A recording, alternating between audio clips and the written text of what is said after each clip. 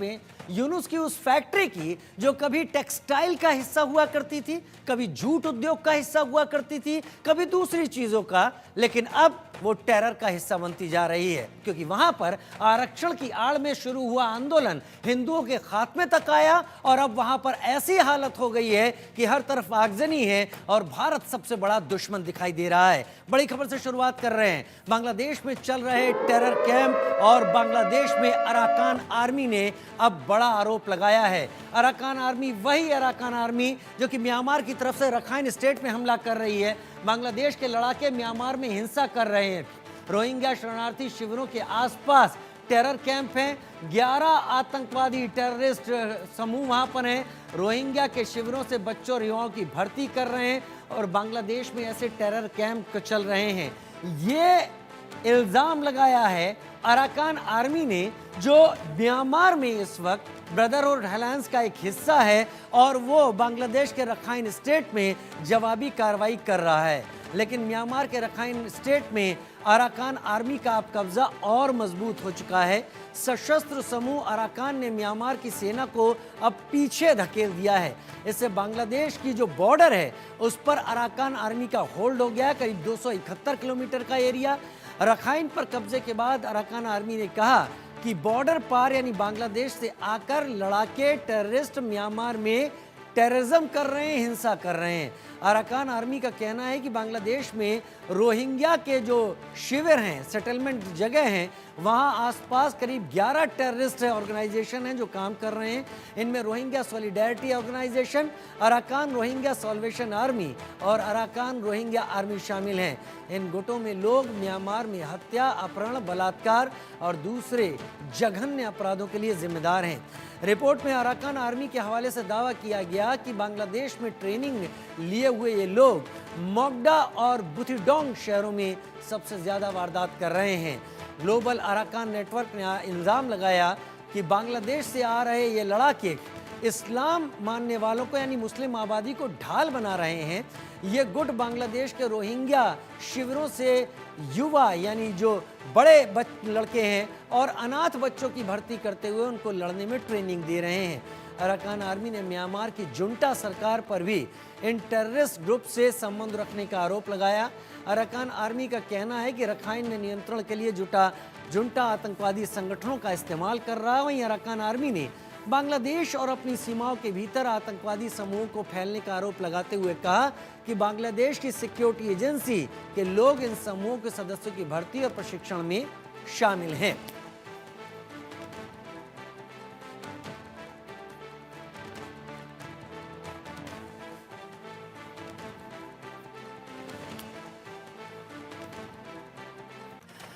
तो बांग्लादेश के terrorist connection की हम बात करते हैं, जो इल्जाम लग रहे हैं क्या क्या हैं। बांग्लादेश में टेरर कैंप चल रहे हैं, खासतौर पर बांग्लादेश के बॉर्डर इलाके में।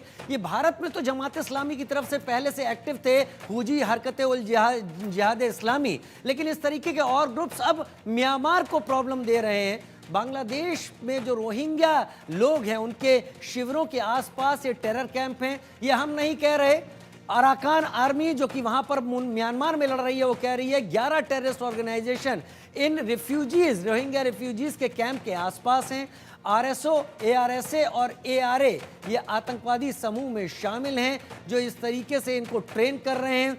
मैगडा और बुथिडोंग शहरों में आतंकी वारदात कर रहे हैं। अराकान आर्मी ने ये इल्ज़ाम बांग्लादेश और वहाँ पर जो फंक्शनल हैं टेररिस्ट ग्रुप्स उनके ऊपर लगाया और कह रहे हैं कि मुस्लिम आबादी को ढाल बना रहे हैं, यानी जो लोग इस्लाम को मानने वाले बांग्लादेश में हैं उनको ये ढाल बनाते हैं और फिर उसके बाद ये अपनी एक्टिविटी करते हैं म्यांमार के इन जगहों पर। ख़ास तौर पर अनाथ बच्चों को ये टेररिज्म की ट्रेनिंग दे रहे हैं और फिर म्यांमार में ले जा रहे हैं। और बांग्लादेश एक मुफीद जगह हो गया है इनके लिए, जहाँ पर खाद पानी पूरा मिल रहा है। अब तक भारत परेशान था, अब भारत पूरी तरीके से बांग्लादेश के निशाने पर है, लेकिन उन्होंने म्यांमार में भी हरकत शुरू कर दी है। लेकिन म्यांमार की तरफ से अराकान आर्मी ने ऐसा तगड़ा जवाब दिया है कि उसके बाद उन्होंने बांग्लादेश की आर्मी को पीछे धकेला। लेकिन उनका इल्ज़ाम है कि ये सब वो इसलिए कर रहे हैं कि मैगडा और बुथडोंग में ये टेररिस्ट आकर ऐसी एक्टिविटी कर रहे हैं। अब तक भारत निशाने पर था, लेकिन अब म्यांमार की अगर ये स्थिति हालत हो गई है, उस पर भी हम बात करेंगे। हमारे साथ दो खास मेहमान इस वक्त जुड़ गए हैं। हमारे साथ मेजर जनरल रिटायर्ड जेके बंसल इस वक्त जुड़ गए हैं। हमारे साथ इरशाद अहमद खान साहब जुड़ गए हैं, जो कि PMLN नवाज से मेरे साथ हैं। बहुत बहुत शुक्रिया आप लोगों का कि आप दोनों ने वक्त निकाला और एक ऐसे मौजू पर आप बात करने के लिए यहाँ पर हैं जो हमारे पड़ोस में ही बांग्लादेश के आसपास है। मेजर जनरल जेके बंसल, पहले आपको मैं यहाँ पर दावत देना चाहूँगा। यह अराकान आर्मी एक ब्रदरहुड अलायंस का हिस्सा है, जिसमें 3 हिस्से हैं। एक इसमें Myanmar nationalist democratic alliance army है, जो कि नॉर्दर्न म्यांमार की तरफ एक्टिव है। दूसरी तोंग आर्मी है, जो कि सेंट्रल या ईस्टर्न की तरफ एक्टिव है। और तीसरी अराकान है, जो वेस्टर्न यानी बांग्लादेश के साइड में एक्टिव है।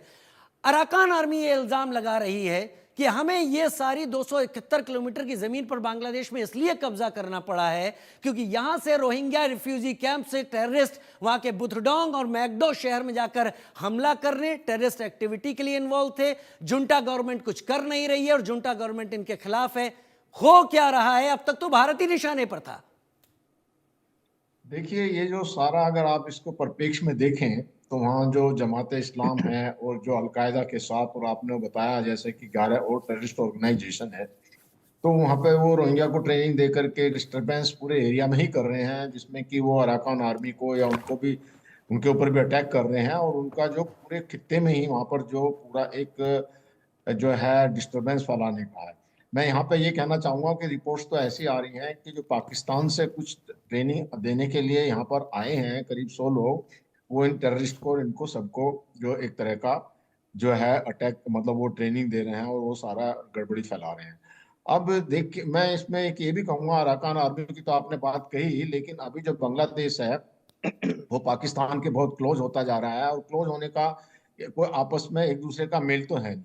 मेल का मतलब ये है कि जब 1971 में भी जो आपस की कल्चर थी और बंगालियों को, तो वो पाकिस्तान में कोई महत्व देते ही नहीं थे, और इसी वजह से मारकाट हुई। और उस समय करीब 30 लाख लोगों को मारा गया और 3 लाख महिलाओं के ऊपर बलात्कार किया गया। अभी दोबारा जो है, अभी जो अपने प्राइम मिनिस्टर हैं, जो मिस्टर जो साहबाज, वहाँ पर यूनुस के साथ में इजिप्ट में मुलाकात हुई और उन्होंने इस मुद्दे को उठाया कि 1971 के जो जीनोसाइड को माना जाता था उसको खत्म करें और आगे बढ़ें। मुझे ये बात समझ में नहीं आ रही कि क्या कॉमन है। कुछ भी कॉमन नहीं। कॉमन है सिर्फ एक ये जमात इस्लाम और जो टेररिस्ट ग्रुप है और जो जो जो बहुत इस्लामिस्ट कट्टरवादी हैं, वो वहां से पाकिस्तान से जुड़े हुए हैं और पाकिस्तान के संबंध करके ये सारा खेल उन्हीं का है। नहीं तो एक जो बड़ा अच्छा शांतिपूर्ण वहां पे था, और ये जमात इस्लाम का ही सब कुछ करा धरा है कि इस तरह की अशांति हो रही है वहां पर।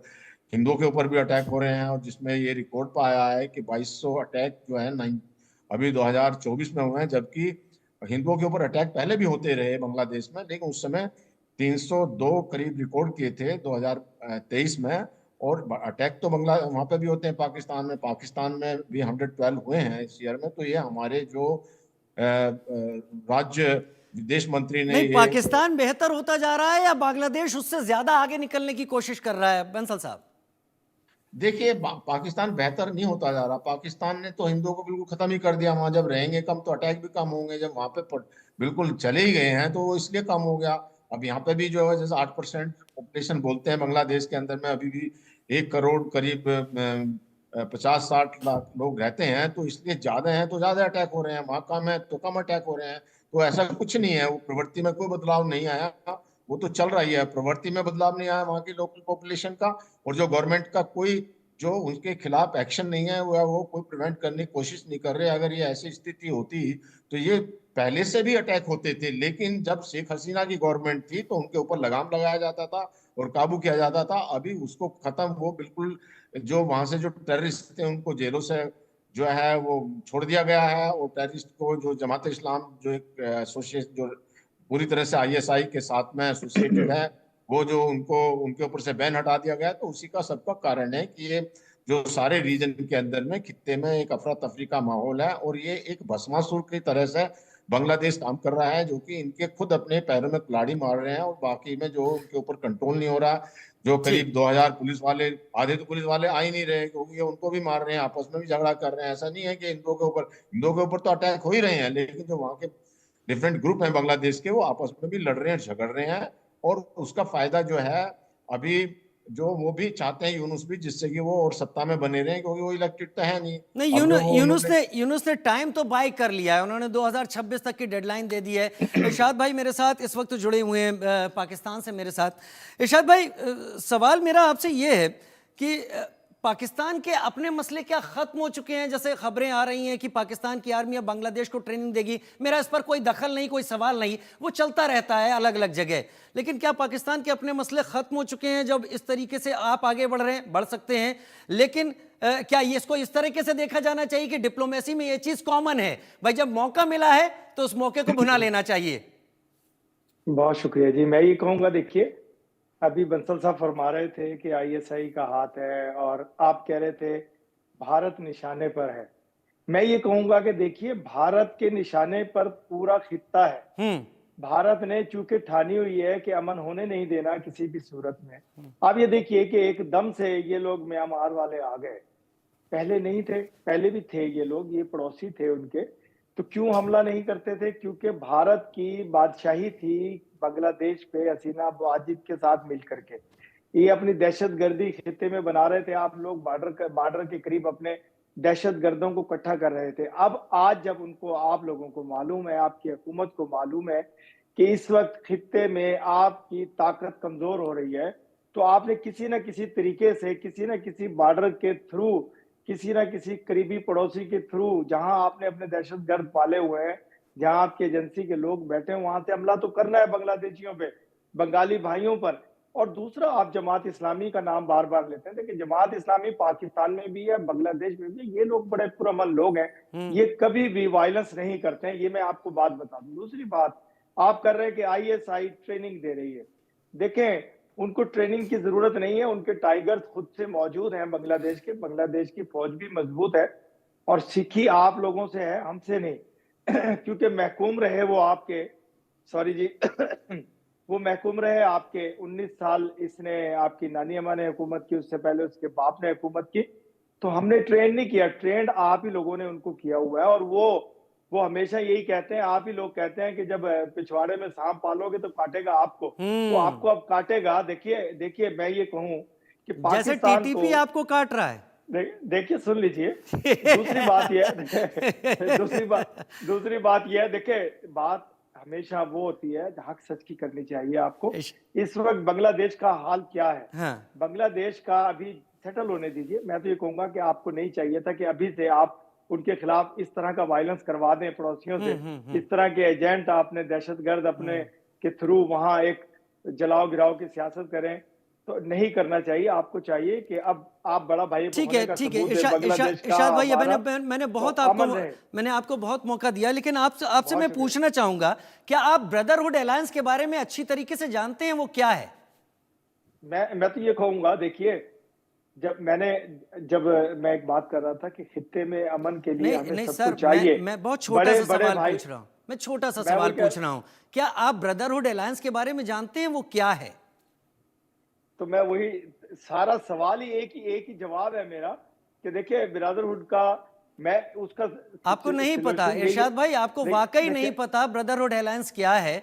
मैं चाहूंगा कि आप म्यांमार के ब्रदरहुड अलायंस के बारे में थोड़ा सा जानें और फिर वह ये देखें कि म्यांमार के ब्रदरहुड अलायंस का जो सबसे बड़ा पार्टनर है म्यांमार नेशनल डेमोक्रेटिक आर्मी, वो चाइना के हिस्से का इलाका है जहां पर मैंडारिन बोलने वाले चाइनीज रहते हैं और वहां से चाइना का सपोर्ट है। जैसे यूएस नार्को टेरर कहता है, उसका हिस्सा है अराकान आर्मी। ये भारत के हिस्से का नहीं है, ये पूरी तरीके से यूएस और चाइना की लड़ाई। खैर, बड़ी खबर पर मैं रुक कर लेता हूं। मैं इसीलिए आपसे कह रहा हूं, थोड़ा सा जियोपॉलिटिक्स को समझ लेंगे तो आपको समझ में आ जाएंगी चीजें।